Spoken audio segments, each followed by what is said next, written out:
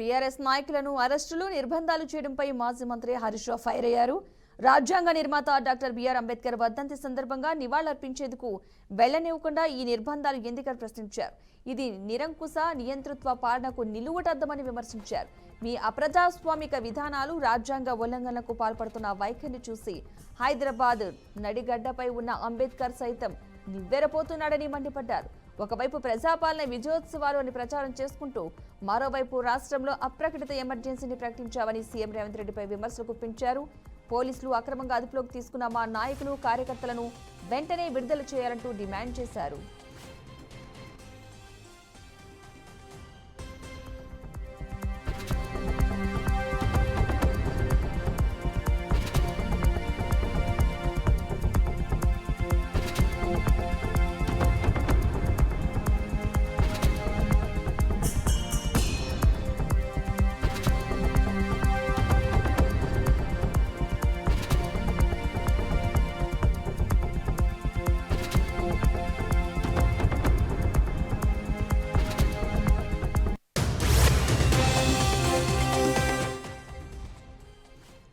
BRS నాయకులను అరెస్టులు నిర్బంధాలు చేయడంపై మాజీ మంత్రి హరీష్ రావు ఫైర్ అయ్యారు. రాజ్యాంగ నిర్మాత డాక్టర్ బిఆర్ అంబేద్కర్ వర్ధంతి సందర్భంగా నివాళులర్పించేందుకు వెళ్లనివ్వకుండా ఈ నిర్బంధాలు ఎందుకని ప్రశ్నించారు.